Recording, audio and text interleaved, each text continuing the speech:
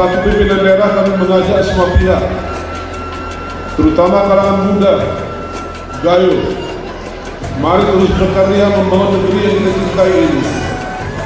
Kami harapkan kegiatan seperti ini dapat terus berlanjut dan menjadi salah satu agenda rutin yang dimotori oleh generasi muda, terutama kaum hawa Metode Tinggi Gayo di tahun-tahun mendatang.